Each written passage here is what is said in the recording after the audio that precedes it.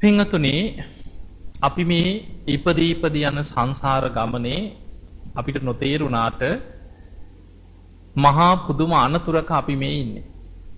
බුදුරජාණන් වහන්සේ එක තැනක දේශනා කරනවා මහණෙනි මේ ලෝකෙ මිනිස්සුන්ට මේ යන සසර ගමනේ අනතුර බුදු කෙනෙක් තරම් දැනෙනවා නම් තේරෙනවා නම් වැටහෙනවා නම් හිස ගිනි ගත්ත කෙනෙක් ගින්න නිවන්න මහන්සි වෙනවා වගේ ආයුධයකින් පහරක් ආපු කෙනෙක් තුවාලයක් සනීප කරගන්න වෙහෙසෙනවා වගේ වෙන මොන වැඩ තිබුණත් ධර්මාවබෝධයට මහන්සි වෙනවා කියලා.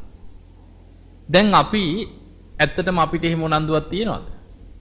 අපි බණ අහනවා, සීල් රකින්නවා, පින් කරගන්න කැමති. හැබැයි ඔක්කොම කරන්නේ අපි අනික් වැඩත් එක්ක අපි සැලසුම් කරගෙනනේ. බොහෝ වෙලාවට අපිට අනිත් දේවල් ඉස්සර වෙනවා. අපිට මේ ගෙදර වැඩ තියෙනවා, හම්බ කරගන්න ඕනේ, ඔක්කොටම කලින් ගෙදර ප්‍රශ්න ටික විසඳ ගන්න ඕනේ. එහෙම හිතනවන්නේ. හැබැයි බුදුරජාණන් වහන්සේ උපමා දෙකක් පෙන්නවා.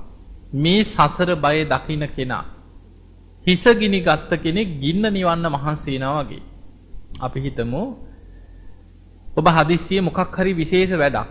අපි හිතමු කොහේ හරි ගිහිල්ලා ඇවිල්ලා දැන් බඩකින්නට කෑම කනවා කියලා හිතන්න. ඒ කෑම කනකොට කවුරු හරි දරුවෙක් හරි ගෙදර ඥාතියෙක් හරි පහනක් හරි පන්දමක් හරි අරගෙන එතනින් යන ගමන් ඔළුව ගිනි ගත්තා. කොණ්ඩෙට ගිනි ඇවිලුණා කියලා හිතන්න. දැන් හිස ගිනි ගන්නකොට මොකද කරන්නේ? කෑම කන ගමන්නේ නේ. කාලා ඉවර වෙලා පස්සේ අත හොදගෙන ගින්න නිමන්න ඉන්නවද? නෑ. අර පිඟම් පෙරලගෙන හරි ඉක්මනට අනිත් වැඩ ඔක්කොම පැත්තක තියලා හිස ගිනි ගත්ත කෙනා ගින්න නිවන්නයි මහන්සි වෙන්නේ. බුදුරජාන් වහන්සේ වදාළ සංසාර බය දකින්න කෙනා අනික් ඔක්කොම වැඩ පැත්තක තියලා සසරින් මිදෙන්න කල්පනා කරන්නේ හරියට දන්නවනම් ඒ වගේ කියලා. ඊළඟ උපමාව බුදුහාඳුර පෙන්නවා ආයුධයකින් පහරක් ආපු කෙනෙක් තුවාලයක් සනීප කරන්න වෙහෙසෙනවා වගේ. අපි හිතමු ඔබ ගමනක් යනවා. නෑදෑයෙක්ගේ වෙඩින් එකක් කියලා හිතන්න. මගුල් ගයක් තියෙනවා. දැන් ගෙදර ඇඳගෙන ඉන්නේ ඇඳගෙන යන්නේ නෑනේ. වෙනම බොහොම හොඳට ඇඳුම් අරගෙන ආභරණ පැලඳලා තියෙන උපරිම හොඳට ලස්සනට තමයි යන්නේ. මේ යන ගමනේ මගදී තරහකාරයෙක් රැකලා ඉන්නවා. වරෙන්කු කියලා රැකලා ඉන්නවා ආයුධයකුත් තියාගෙන. ආයුධයකින් පහරක් අහනවා. දැන් අපි හිතමු පීයකින් හරි මොකකින් හරි ආයුධයකින් ඇන්නා. දැන් වෙඩින් එකකටනේ යන්නේ.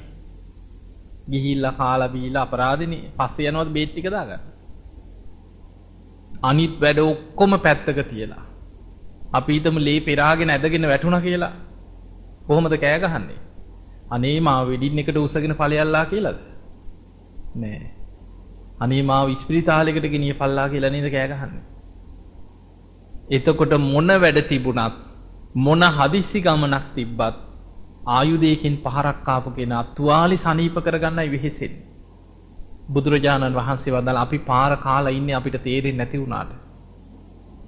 ජාති ජරා මරණ ශෝක පරිදේව දුක්ඛ දෝමනස් උපායාස 11 ගින්නකින් දැවි දැවි සසර අපි මරණයත් එක්ක සතර අපායේ මහගෙදර කරගත්ත භයානක ඉරණමක ඉන්නේ. යන්තම් චුට්ටක් බේරිලා ඉන්න වෙලාව මේ මනුස්ස ලෝකෙට ආවා කියන්නේ. හැබැයි බුදුරජාණන් වහන්සේ වදාලා බුදු කෙනෙකුට තරම් මේ සසර භයානකකම. මොකද අපිට පේන්නේ නැහනේ. අපිට පෙර ජීවිත පේන්නෙත් නැහැ. මැරිලා උපදින හැටි චුතූපාත ඥානයේ දකින්නත් අපිට ඒ හැකියාව නැහැ. ඒ නිසා අපිට බයක් නැහැ. බණ අහනකොට හිතෙනවා ඇත්ත නේන්න. බුදුහාමුදුරුවොත් මෙහෙම කියලා තියෙනවා නේ කියලා හිතෙනවා. හැබැයි එහෙම හිතුණට බණ අහනකොට එහෙම හිතට ආවට ආයි ටිකකින් අවිද්‍යාවෙන් වැහිලා යනවා. ඒ වුණාට ඉතින් අපිට වැඩ තියෙනවනේ කියලා ආයි හිතෙනවා. මැරෙන්න වැටෙනකම් බොහෝ දිනෙකට ධර්මයේ දියුණු කරගන්න බැරි වෙනවා. මතක තියාගන්න මේක ලේසි නෑ. සුගතියක යනවා කියන්නේ ලේසි දෙයක් නෙමෙයි. හිතන්න එපා අපි කොච්චර මේ මාර්ගඵල ගැන කතා කරා සුගතියක යන එක ලේසි නෑ. මොකද අපේ ජීවිතේ වැඩිපුරම බර වෙලා තියෙන්නේ සතර අපායට. බුදුරජාණන් වහන්සේ පෙන්වුවේ මහණෙනි සංසාරික සත්වයාට සතර අපාය කොයි වගේද? මහ ගෙදර වගේ. හිත ඇදෙන්නේ එතනටමයි කියන්නේ. ඒකට හේතුව මතක තියාගන්න අපේ විඤ්ඤාණය ලෝභ, ද්වේෂ, මෝහ කියන අකුසල මූලයන්ගෙන් හටගත් හිතක් අපිට තියෙන. කුසල මූලයන්ගෙන් හටගත්ත හිතක් නෙමෙයි. අපේ හිත මේ සසරේ අපි ඉපදී යන්නේ අවිද්‍යා පත්‍ය සංඛාරා, සංඛාර පත්‍ය විඥාන. අවිද්‍යා සහගත සංස්කාරයන්ගෙන් හටගත් විඥානයක් අපි අරගෙන යන්නේ. ඒ අවිද්‍යාවේ ස්වභාවය තමයි අනවබෝධය. තේරෙන්නේ අපිට මේ කොච්චර කීවත් තේරෙන්නේ අවිද්‍යාව නිසා. හිත ඇතුලේ තියෙනවා ලෝභ, ද්වේෂ, මෝහ කියන අකුසල ධර්මයන්. හිත ඇදෙන්නෙම කෙලෙස් පැත්තටමයි. ඒ නිසා එහෙම අපායට ඇදෙන හිතක් ධර්මයට හරවනවා කියන්නේ එක දවසින් දෙකකින් කරන්න පුළුවන් දෙයක් නෙමෙයි. අපි දන්නේ නැති වුණාට සංසාර පුරුදු තියෙන්න ඕන. දැන් ඔබට තේරෙන්නේ නැති වුණාට ඔබ පෙර මොනවද කරේ, කලින් ජීවිතවල මොනවද කරේ කියලා දැන් අපිට තේරෙන්නේ නැති වුණාට ධර්මයේ තුලින් විමසලා බලනකොට පේනවා සසර පුරුද්දක් නිසායි අද අපි මෙහෙම හරි බණක් අහන්නේ. සීල් රකින්න ඒවා සංසාර පුරුදු. දානේ දෙන්න හිතෙන්නේ කොච්චර තිබ්බත් දෙන්න හිතෙන්නේ. සංසාරේ දන් දීලා පුරුද්දක් කරගත්ත කෙනා. ඒකයි ඒක දාන පාරමිතාවක් කියන්නේ. සසර පුරුදු කරගත්ත කෙනා බොහොම සතුටෙන් දන් දෙනවා. හැම වෙලෙම හිතනවා අනේ මට දානයක් දෙන්න අවස්ථාවක් ලැබෙනවනම්, අනේ කාට හරි උදව්වක් කරන්න, අනේ පිනක් කරගන්න තියෙනවනම්. ඇයි ඒ සංසාර පුරුද්ද තියෙන කෙනා. ඊළඟට සීල පාරමිතාව. ඒක පාරමිතාවක්. සසරේ සිල් රැකලා සීලේ පුරුදු කරපු කෙනාට තමයි සිල් ගන්න හරි හිතෙන්නේ. නැත්නම් හිතෙන්නේ නැහැ. මතක තියාගන්න සමහර පුදුම කර්ම ජීවිත තියෙනවා. සමහර අය ඉන්නවා මේ ළඟදී අම්මා කෙනෙක් එක්ක ආව අවුරුදු 90ක්. ඒ දරුවෝ දැන් සමහර අයගේ නම් පෞල් ජීවිතවලවත් කියන්න පුළුවන් gedara ධර්මයේ දියුණු කරන්න අමාරුයි. දරුවෝ ධර්මයකට නෑ. එහෙම නෑ. මේ ළමයි 3-4 දෙනාම බණ අහනවා, පින්කම් කරනවා, හරියට ගුණ ධර්ම පුරනවා. හැබැයි අම්මව ධර්මයකට ගන්න බෑ. බණක් අහන්නේ. කිසිම බණක් අස්සන්න බෑ. ඒ දරුවෝ ඇවිල්ලා අඬා කියනවා අනේ හාමුදුරනේ අම්මව ගෙනහලා ඉස්සෙල්ලා එළියේ තිබ්බා. කියලා කිව්වා අනුරාධපුරේ එක්කන් යනවා. ට්‍රිප් යන්න කැමති. වාහනේ නැගලා ඇවිදින්න කැමති. රුවන්වැලි සෑයට ගිහිල්ලා වාහනෙන් බහින්නේ නැහැ කියනවනේ. බලන්න කරුමි කොහොමද කියලා. උඹලා වැඳලා වරෙල්ලා මං ඉන්න වාහනෙට වෙලා කියනවා. අනේ අම්මේ යන් ගිහිල්ලා පූජා කරලා එන්න කියලා මේ ඇවිදින්න පුළුවන් හොඳට. උත්සගෙන යන්න හැදුවත් මට බෑ උඹලා ඵලයල්ලා කියලා. කරුම වල හැටි. හිත නැමෙන්නේ. ජයශ්‍රී මහ බෝධීන් ළඟට වහන්සේ ළඟට එක්කන් ගිහිල්ලා මේ පේන මානේ වාහනේ එතනටම ගිහිල්ලා පොඩි දුරයි පයින් යන්න තියෙන්නේ. මට බෑ කියනවලු. හැබැයි වැවකින් නාන්න කොහේ හරි ඇවිදින්න පාරවල් වල අන්න ඒවට පුළුවන්. හිතේ සමහර අකුසල් වල භයානකම බණක් අහන්න හිතෙන්නේ. පිනක් කරන්න හිතෙන්නේ. සමහරු ඉන්නවා ඔහේ මොනවා හරි අකුසල් වල ස්වභාවය කාගේ හරි කේලම් පවුල් වල අනුන්ට බැන ඉන්න එල්ලි වෙනකම් පුළුවන්. බණ අහන්න පටන් ගත්ත ගමන් නිින්ද යනවා සමහරුන්ට. එක්ක ඔළුවේ කැක්කුම එනවා. එහෙම සමහර අය ඉන්න හොඳට බලන්න බණ අහනකොට ඔළුව රිදෙනවා. බුදුන් අඳින්න බෑ ඇඟ වේවුලනවා සමහරුන්ට. ඇඟ හිර කරන පිරිත් කියන්න බෑ පපුව හිර වෙනවා කියලා. ඇඟ හිර වෙනවා කියලා. කලන්තේ වගේ එනවා. ඒකට හිත කැමති නෑ. ඊළඟට අකුසලෙන් ඒකට යොමු වෙන්නෙත් නෑ. මොකක් හරි කර්ම විපාකකින් වැහිලා යනවා. ඒ නිසා මතක තියාගන්න පින් කරන්න සසර පුරුද්දක් තියෙන්න ඕන. ඒකයි බුදුරජාණන් වහන්සේ පෙන්වන්නේ පුබ්බේච කත පුඤ්ඤතා. දැන් අපිට මේ විපාක දීලා තියෙන්නේ මොකද්ද? පෙර පින් ඇති බව. පුබ්බේච කත පුඤ්ඤතා. සීල් රකින්න හරි පිනක් තියෙනවා. පෙර සසරේ සීලයට කැමති, සීලයට ආසා කරන, සීල් රකින්න කෙනාට තමයි සීල් රකින්න හිත නැමෙන්නේ. ඊළඟට නයිස් ක්‍රම්බේ කාමයන් අතහරින්න. ප්‍රඥා, වීරිය, කාන්ති, සච්ච, අදිඨාන, මෛත්‍රී, උපේක්ඛා ඔය ඔක්කොම පාරමී ධර්ම. සංසාරේ පුරුදු කරගත යුතු දේවල්. බණහන එකත් එහෙමයි. ධම්ම කාමෝ බවං හෝති ධම්මදිස්සී පරාභව කියන්නේ.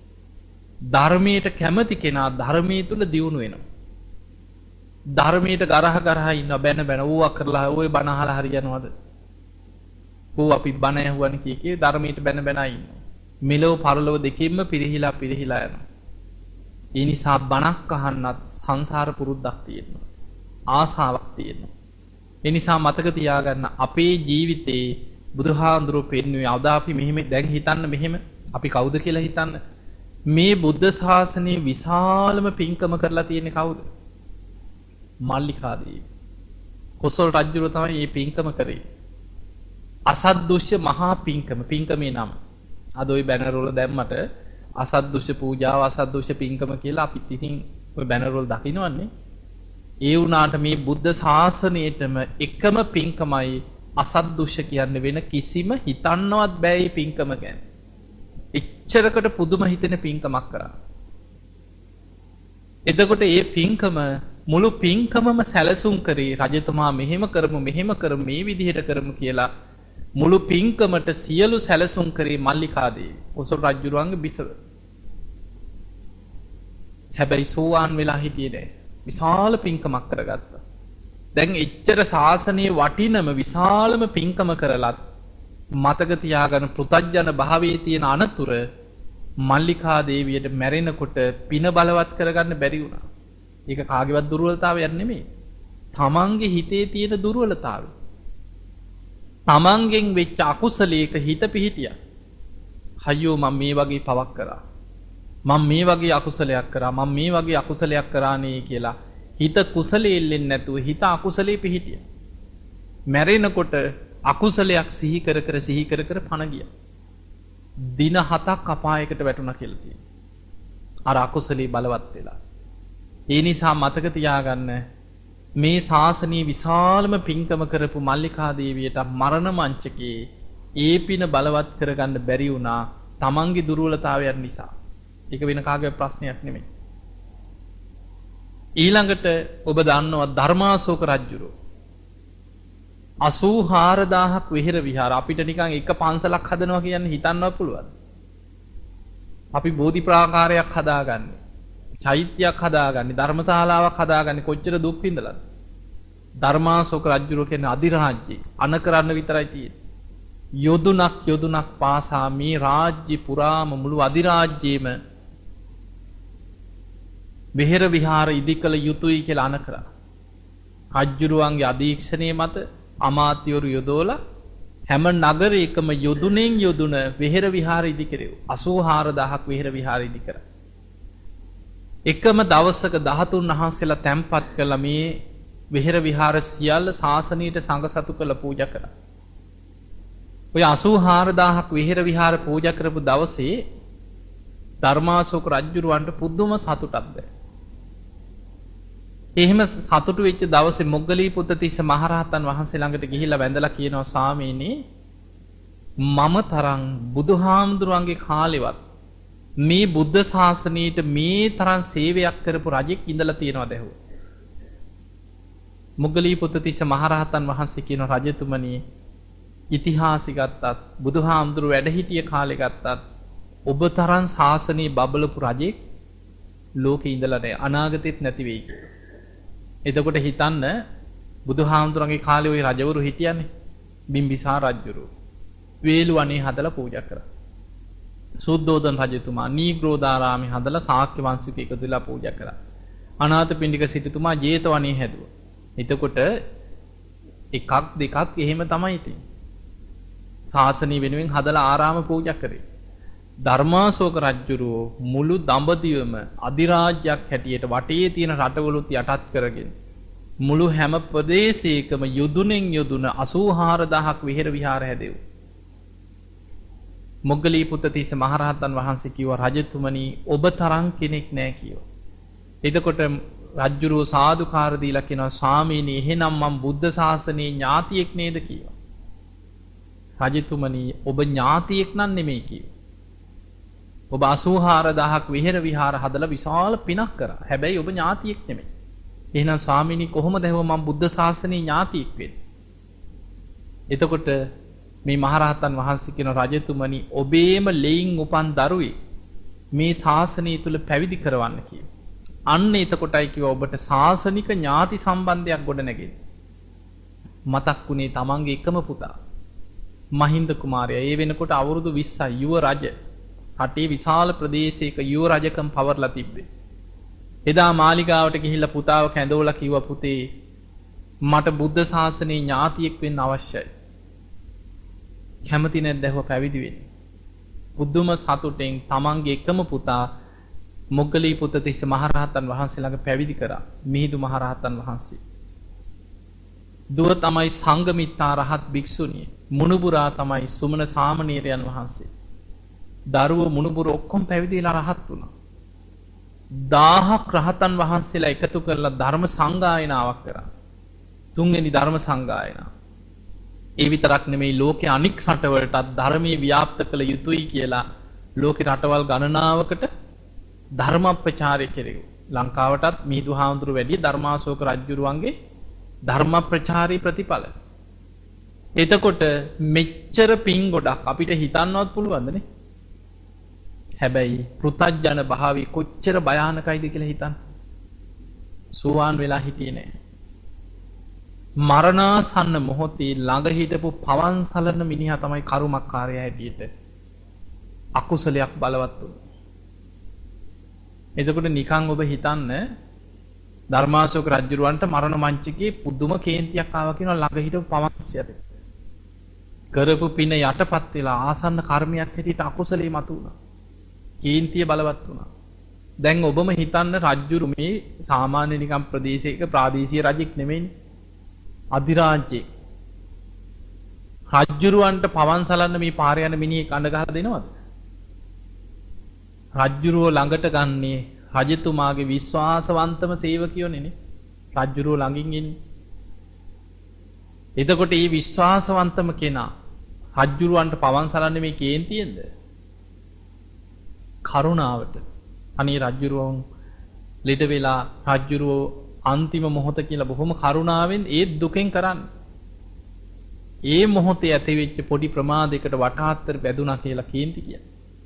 හිත ඒ වගේ මතක තියාගන්න සමහර චරිත හැමදාම කන්න ටික දීලා මල මුට්ට ටික අස් කරලා උස්සගෙන ගිහිල්ලා නාවලා මූණ කට හොදලා කෑම ටික කවලා කොච්චර ආදරින් එක දවස වැරදුනොත් ඇති. එක දවස කෑම ටික පරක් වුණොත් වෛර බඳින අය ඉන්නවා. බේත් පෙත්ත පරක් වුණා කියලා වෛරෙන් මැරෙනවා. අර ඔක්කොම කරපු ඒවා යටයි ඊට පස්සේ. ඒ නිසා පොඩි දෙයක් ඇති සමහරලාවට. දවසක් එක අම්මා කෙනෙක් එක්ක ආවා. ඊ අම්මා ළමයින්ට සාප කර කර ඉන්නේ. පැණි රහ කන්න දෙන්නේ නැහැ කියලා.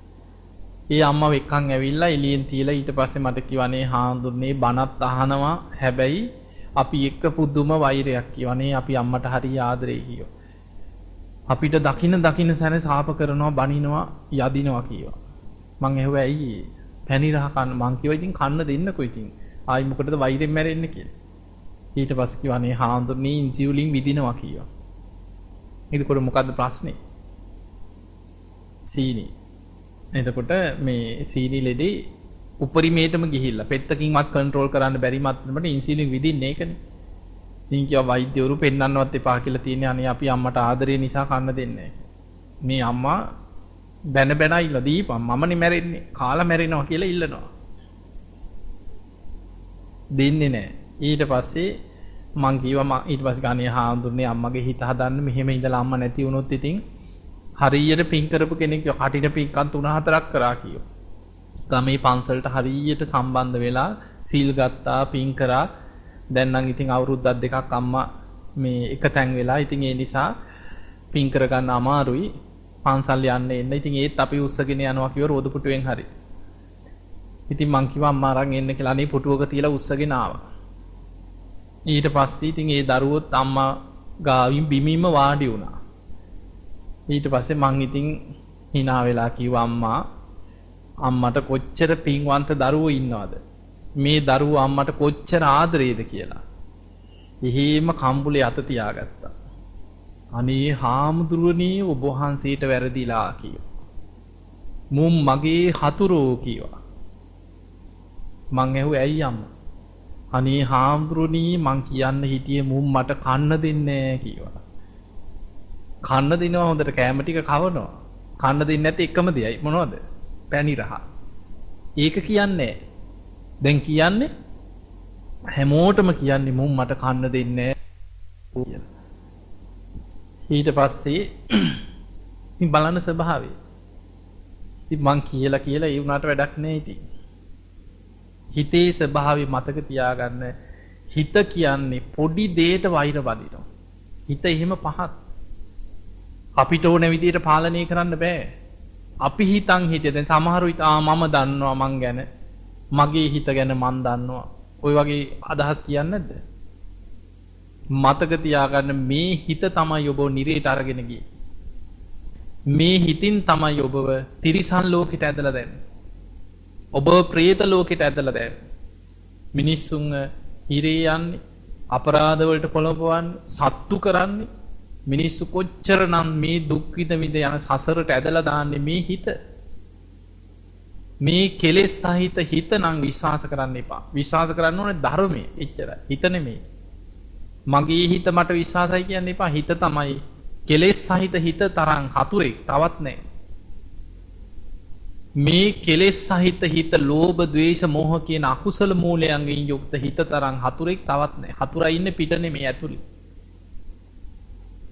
ඒ නිසා ඔබේ හිතේ හටගන්න අකුසල් ඔබ තුලම ඉන්න ඔබ අපායට ඇදලා දාන හතුරෙක් හැටියට දකින්න පුරුදු වෙන්න. අන්න එතකොටයි මේකෙන් ගැලවෙන්න පුළුවන් වෙන්නේ. එහෙම නැත්නම් බේරෙනවා කියන එක ලේසි නෑ. විශාල අනතුරක් තියෙනවා. බුදුහාමුදුරන්ටවත් බැරි වුණා උන්වහන්සේගේ ඥාතීන් ඔක්කොම ගලවන්න. සුප්‍රබුද්ධ රජුරෝ කවුද? මාමණ්ඩි. පොළොව පලාගෙන අපායේ. දේවදත්ත කියන්නේ මස්සිනා. යසෝදරාවගේ සහෝදරයා. පොළොව පලාගෙන අපායේ. බුදුහාමුදුරුවෝ වැඩ ඉන්නේ නැද්දිම 60000ක් ශාක්‍ය වංශිකයන් විදුඩව රජුරෝ කපලා කොටලා මරලා දැම්මා. මුළු ශාක්‍ය ජනපදේ ලේවිලක් වුණා කියනවා. ඒ නිසා තම තමන් රැස් කරගත්ත කර්ම අරගෙන යන සංසාර ගමන. අපේ පවුලේ 10 දෙනෙක් කියලා හිතන්න. මේ 10 දෙනා ඊළඟ ජීවිතේත් ඒ විදියට මේ අම්මා තාත්තා දරුවෝ අක්කා නංගි වෙලා එහෙම හම්බෙන්නේ නැහැ. ගබ්බ මේකේ උප්පජ්ජන්ති කෙනෙක් මව් කුසකට ඇදිලා යනවා කොහේ හරි. තිරිසන් මව් කුසකට වෙන්නත් පුළුවන්. නිරයම් පාප කම්මිනෝ. අපේ පවුලේ මකුසල් කරගත්ත කට්ටිය අර පවුලෙම කීප දෙනෙක් අපායවල වලට වැඩි කේක අපායවල. කෙනෙක් නිරේට වෙන්න පුළුවන්, කෙනෙක් තිරිසන් අපායට වෙන්න පුළුවන්, කෙනෙක් പ്രേත අපායට වෙන්න පුළුවන්. සග්ගන් සුගතිනෝ යන්ති. සද්ධා, සීල, සුත, ත්‍යාග, ප්‍රඥා වැඩුවොත් අන්න ඒක බලවත් කරගත්තොත් මරණම ඒවට කියන්නේ සීක බල. ඒ සීක බල බලවත් කරගත්තොත් එයා සුගතිය යනවා. පරිනිබ්බන්ති අනාසවා.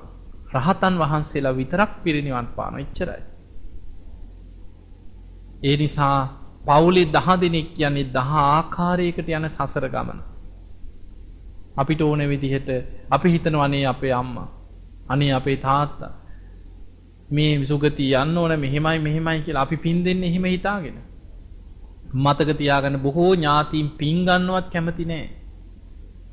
දුගතියකට වැටුණාට පස්සේ මේ තණ්හාවේ භයානකකම තේරුම් ගන්න. තණ්හාවේ ලක්ෂණ 3ක් බුදුහාඳුරෝ පෙන්නනවා. යායන් තණ්හා පෝනෝ භවිකා. තණ්හාවෙන් පුනර්භවයක් හදලා දෙනවා. ඒ කියන්නේ ආයමත් අපි තණ්හාව නිසා කොහේ හරි උපතක් හදනවා. නන්දි රාග සහගත ආස්වාදෙන් ඇලෙනවා. ඒ තැනට ඇලෙනවා. කොහෙද ඉපදුනේ එතනට ඇලෙනවා. තට්ට තට්ඨා විනන්දිනී. උපෝපන් තැන සතුටින් පිළිගන්න. ওই තණ්හාවේ ලක්ෂණ. දැන් අපි පෙර ජීවිතේ අපි නිකන් හිතමු මෙහෙම අපි පෙර ජීවිතේ මනුස්ස ලෝකේ හිටියා කියලා නිකන් හිතාගමු. පෙර ජීවිතේ මනුස්ස ලෝකේ ඉන්නේ නැති. එතකොට අපිට මේ මගේ ගෙවල් දොරවල්, මේ මගේ ඉඩකඩම්, මේ මගේ දරුවෝ, මේ මගේ නෑයෝ, මේ අයගේ දියුණුව ගැන හිතන්න ඕනේ. අපිට මේ අය කොහොම හරි මේ අය තැනකට ගේන්න ඕනේ. එතනට ඇලිලා ඉන්නවා. එතනින් මැරුණා. දැන් මේ මනුස්ස ලෝකෙට ආව කියලා හිතා. දැන් අපි පෙර එතන ගැන හිතනවද? මගේ පෙර ජීවිතයේ ගෙවල් දොරවල් ඉඩකඩම් කොහොමද දන්නේ? ඒ දරුවෝ කෑවද දන්නේ? හිතනවද දැන්? නෑ දැන් ඒවා මතක නෑ දැන්. දැන් අපිට වෙන ලෝකයක් තියෙනවා. දැන් මෙතනට අන්න තණ්හාවෙන් මොකද කරේ? පෝනෝ භවික පුනර්භවයක් හදලා දුන්නා. නන්දි රාග සහගත. දැන් අපි එතනට ඇලෙනවා. ඒ හදලා දීපු තැනට ඇලෙනවා. තට්ඨ තට්ඨාබිනන්දිනි. ඒ උපෝපන් තැන අපි සතුටින් පිළිගන්න. අපි හිතමු අපි මෙතනින් මැරිලා ගිහිල්ලා පිනක් කරගන්න නැතුව මැරිලා බල්ලෙක් වෙලා ඉපදුනා කියලා හිතන බැලලියෙක්ගේ කුසෙන් උපදිනවා. දැන් මොකද්ද ලැබිච්ච උපත? බලු පැටියෙක්. අන්න පෝනෝ භවිකා. තණ්හාවෙන් දැන් පුනර්භවයක් හදලා දුන්න බලු පැටිය. නන්දි රාග සහගත. ඒ බල්ලා ඒ ආත්මිට ඒ බලු පැටිය ඇලුම් කරනවා. තට්ඨ තට්ඨාබිනන්ද ඒ උපන් තැන ඔහු සතුටින් පිළිගන්නවා. ඒක අතහරින්න කැමති නෑ. දැන් එයාගේ ලෝකෙ මොකද්ද? දැන් බලු අම්මා බලු තාත්තා බලු රැළ හපා ගන්නවා පුරනවා පොර කනවා. ඒ කන බොන දේවල් ඒක තමයි දැන් එයාගේ ලෝකේ. එතනට ඇලුම් කරනවා, එතනට ආස කරනවා. බල්ලා හිතන්නේ මට සිංහෙක් වුණා නම්, මට කුරුල්ලෙක් වුණා නම් හොඳයි. ඒවා හිතන්නේ දැන් එයාගේ ලෝකේ ඒක. ඒක තමයි තණ්හාවේ ලක්ෂණය. එතනින් මැරිලා ගිහිල්ලා ඔබ හිතන වඳුරෙක් වෙලා ඉපදුනා කියලා. අන්න තණ්හාවෙන් තව උපතක් ලබලා දුන්නා ඊළඟ ආත්මෙට. වඳුරෙක්. දැන් වඳුරට දැන් හිතෙන්නේ බලු අම්මා බලු තාත්තා කොහොමද දන්නේ? ඒවා හිතන්නේ දැන් ඉන්නේ දැන් වඳුරුව හපා ගන්න එක පොර කන එක වඳුරු ටික වැන්දිරියෝ ටික ඒක තමයි ලෝකේ. ඒකට ඇලුම් කරනවා, ඒකට ආස කරනවා. ඔය වගේ പ്രേත ලෝකේ ඉපදිච්ච പ്രേතයන් ඒ ආත්මයට ඇලුම් කරනවා මතක තියාගන්න. අපි හිතුවට අනේ අපේ ඥාතීන් පින් අරගෙන සුවපත් වේවා. ඒ අය පින් ගන්නවත් කැමති නැහැ බොහෝ දෙනෙක්. ඒ අය අර සෙම් සොටු ටිකට ඒක සුදා භෝජනේ වගේ.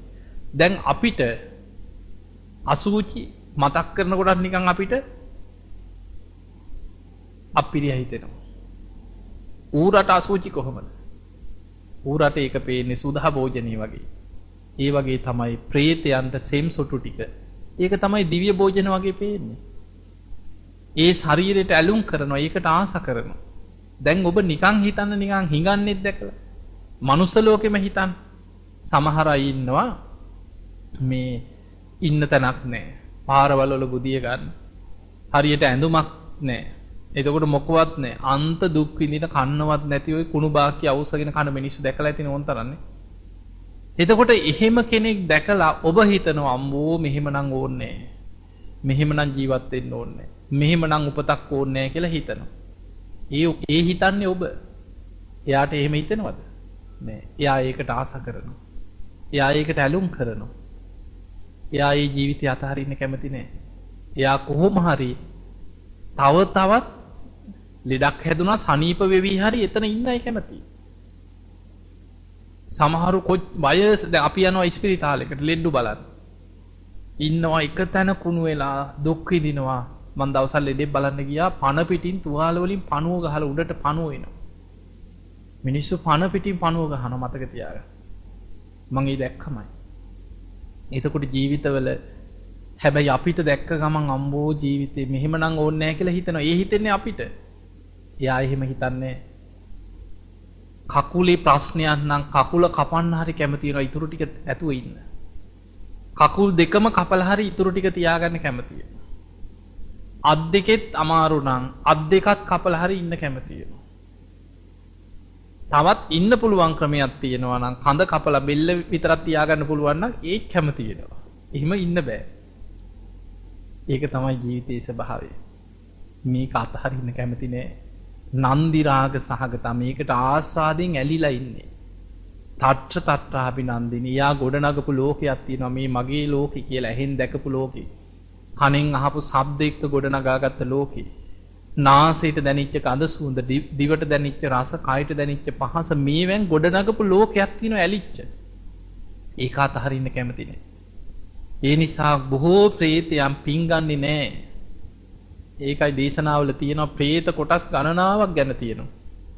එකම කොටසයි ඉන්නේ පින් ගන්න. ඒ අයට තමයි පරදත්තූපී പ്രേතයෝ කියන්නේ.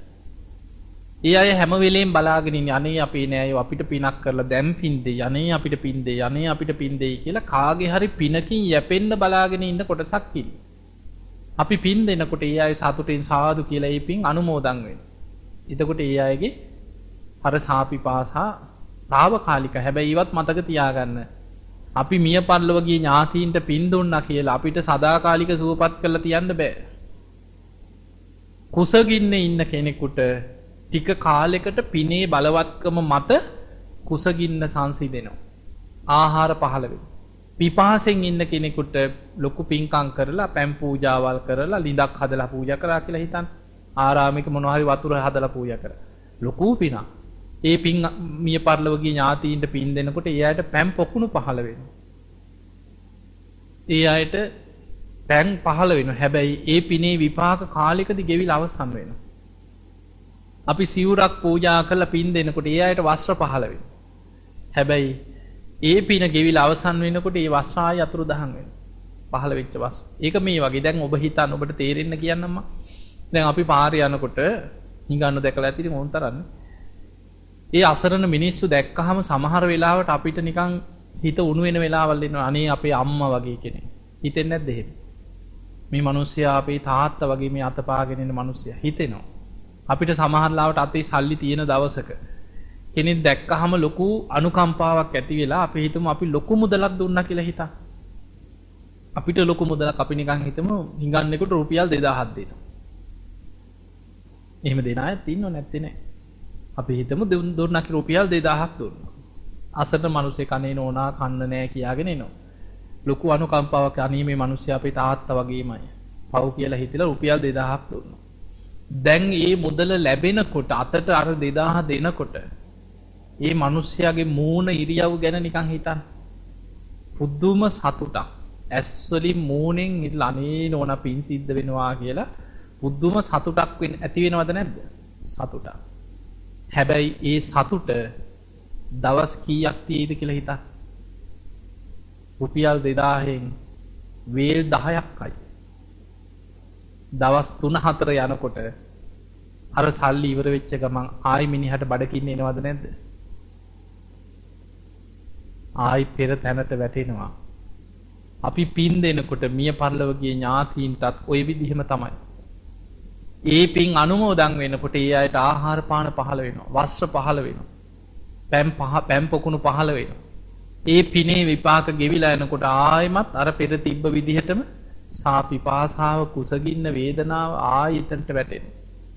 ඒ නිසා බුදුහාඳුරු පෙන්නනවා නිතර නිතර මියගිය ඥාතීන් සිහි කර කර නිතර පින් කරන්න කියලා.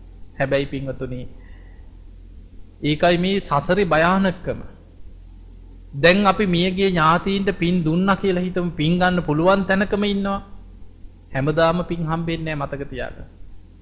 මනුස්ස ලෝකේ ඔබ අවුරුදු 50ක් 60ක් 100ක් හිටියා කියලා හිතන්න.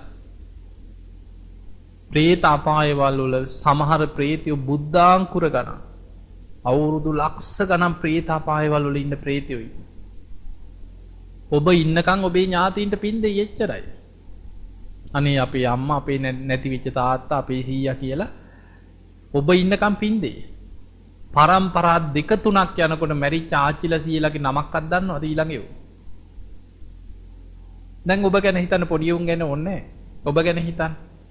ඔබේ අත්තා, මුත්තා, කිත්තා, පනත්තා ඔහොම තියෙනවනේ. අපි නමවත් දන්නවද?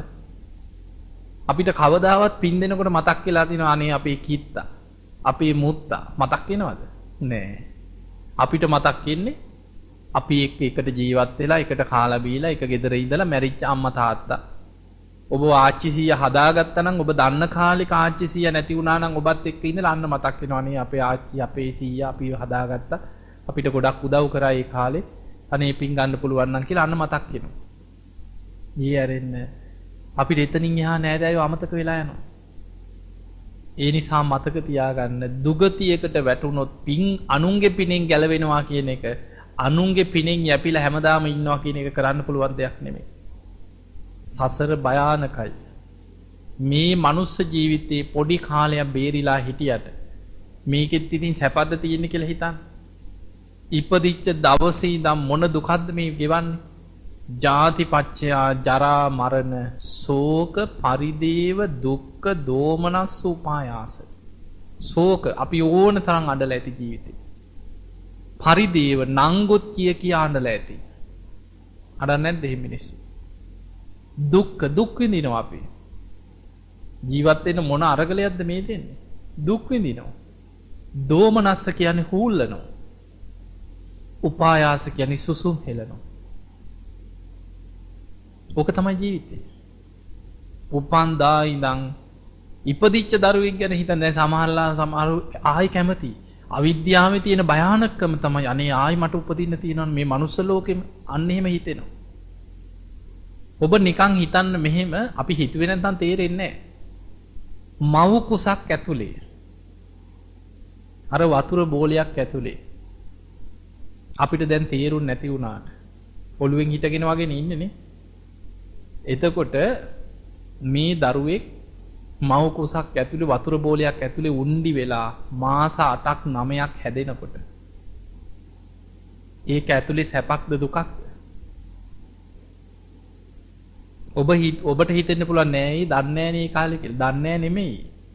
ධර්මයේ සඳහන් බුදුහාඳුර පෙන්නනවා මහණෙනි දෙමව්පියන්ගේ එකතු වීමෙන් කලලයක් හටගත්තට පස්සේ විඥානයක් බැසගත්තේ නැත්නම් නාම රූප වැඩෙන්නේ නැහැ කියනවා. නාම රූප වැඩෙන්නේ විඥානේ බැසගත්තට පස්සේ. එතකොට ඒ විඥානේ බැසගත්තට පස්සේ විඥාන පච්චයා නාම රූපං නාම රූප පච්චයා සලආයතන. විඥානේ බැසගත්තට පස්සේ තමයි නාම රූප හැටියට වැඩිලා ආයතන හයක් හැදෙන්නේ. අපේ බෝසතාණන් අනිත් අයට වැඩේ තියෙන්නේ දැන් අපිට මතක නැහැ සිහිය නැහැ. හැබැයි බෝසත්වරු ගැන සඳහන් වෙනවා මහා ප්‍රදාන සූත්‍රයේ මහණෙනි බෝසතාණන් වහන්සේ තුසිත දෙව්ලොවින් චුත වෙන්නේ මනා සිහිනුවණින් කියන. පින්වන්ත මහා මායා දේවිය කුස පිළිසිඳගත්තේ මනා සිහිනුවණින්. මව් කුසේ මාස 10ම වැඩෙන්නේ කුස ඇතුලේ සිහිනුවණින් කියන. මාස 10ක් වැඩෙනවා බෝසත් කෙනෙක් කුසේ. ඒ මාස 10ම සිහිනුවණින් තමයි කියන කුස ඇතුලේ ඉන්නේ. උපදින්නේ සිහිනුවණින්. අපිට තියෙන්නේ දැන් සිහිය නැහැ. මතක නැහැ. දරුවෝ උපදින්නේ hina වීගෙන දෙන්නේ. කෑ ගහගෙන අඬාගෙනනේ ඉන්නේ එළියටනේ. උපදිනකොට නිකන් ලූණු සිවියක් වගේ නෙමෙයිද ළමයින්ගේ හැම. සීතලටත් ඇල්ලුවත් වඩා ගන්න ගියත් කොට් එක තිබ්බත් හුලන් ටිකක් වැදුනත් වේදනාව තුවාලයක තියෙන වේදනාව හිතන්න නිකන් අලුතෙන් තුවාලේ ලුණු සිවියක් වගේ හැමක. ඒ වගේ අඬනවා උඩු වැලිය අතර මල මුට්ට කොටේ කියන්නද කතා කරලා රිදෙනවා කියලා කියන්නද කට ඇරලා. අවුරුදු 2-3ක් යනක වචනයක් කතා කරලා දෙයක් කියන්න පුළුවන් විදිහට පෙරලිලා නැගිටලා ඇවිද ගන්න පුළුවන් විදිහට යන්තම් පණ ගහලා එනකන් කොච්චර දුකක්ද අර ඉබ්බෙක් උඩු වැලිය අතර තිබ්බා වගේ අඬනවා හූ තියනවා කෑ ගහනවා අඬනවා. හැබැයි දැන් අපිට ඒක තේරෙනවද? දැන් අපිට තේරෙන්නේ නැහැ. අපි කවුරුත් ඉපදිලා ওই දුක වින්දා. දැන් අපි දන්නේ එච්චරයි. ඒ දන්නේ නැති නිසා අවිද්‍යාවේ තියෙන භයානකම අනේ ආයි මනුස්ස ලෝකෙ උපදින්න තියෙනවනේ. එහෙම හිතනවා. ඒ නිසා සුගතියත් ඔහොම දුකක් නම් දුගතිය කොහොමද කියලා හිතන්නනේ. මනුස්ස ලෝකේ ජීවත් ඔබම හිතලා බලන්නකෝ. හතුරු නැද්ද? තරහකාරයෝ හතුරෝ ඊරිසියාකාරයෝ අප්පියේහි සම්පයෝගෝ දුක්ඛෝ. කරන්න දෙයක් නැහැ. ඉපදුනා නම් ඒක ආරි සත්‍යය. අප්‍රියයන් එක්ක එකතු වීම දුකක්. පිය විප්පයෝගෝ දුක්ඛෝ. ප්‍රියයන්ගෙන් වෙන්වීම දුකක්. කැමති දේ නොලැබීම දුකක්. ජරා ව්‍යාධි වයසට යෑම ලෙඩ රෝග මේ විදින දුක් ටික හිතුවොත් මනුස්ස ලෝකේ සුගතියත් මෙහෙමනම් අපාය කොහොමද කියලා හිතා. ඒ නිසා සසර බය දකින්න. ධර්මාවබෝධයට වීරිය උපදින ප්‍රධානම දේ තමයි සංසාර බය. වෙන කිසි දෙයක් නෙමෙයි. පස්සේ බැරියයි කියලා හිතෙන්නෙම සසර බය දන්නේ නැති නිසා. මේක තේරෙන්නේ නැති නිසා, හිතන්නේ නැති නිසා. ඒ නිසා සසර බය උපදවා ගන්න මරණ සතිය වඩන්න. හැම වෙලෙම හිතන්න මෙහෙම ඉඳලා හදිසියවත් මම මැරුණොත් කොහේ යයිද කියලා හිතන්න. හිතලා ධර්මයේ දියුණු කරගන්න. වීරිය වඩන්න. ඉතින් එහෙමනම් ඔබ හැම දිනාටම මේ ලැබිච්ච මනුස්ස ජීවිතයේ තුල අප්‍රමාදීව වීරිය උපදවාගෙන ධර්මයේම දියුණු කරගෙන ධර්මාවබෝධයේ කරාම යන්න වාසනාව ලැබේවා කියලා අපි ආශිර්වාද කරමු. පින්වතුනි ධර්මයේ ශ්‍රවණය කිරීමෙන් ඔබ රැස් කරගත් සියලු දෙවියෝ සාදුකාර දිදී මේ පින් අනුමෝදන් වෙත්වා. දෙවියන්ගේ දිව්‍යස්ස ඉසුරු වර්ධනය කරගෙන සියලු දෙවියෝ උතුම් නිවනටම පත් වේවා කියලා සාදු කියලා පින් දෙන්න. ඒ සියලු දෙවියන්ගේ පිහිට රැකවරණ ආශිර්වාදය ඔබ හැම දිනාටම ලැබේවා කියලා ආශිර්වාද කරනවා.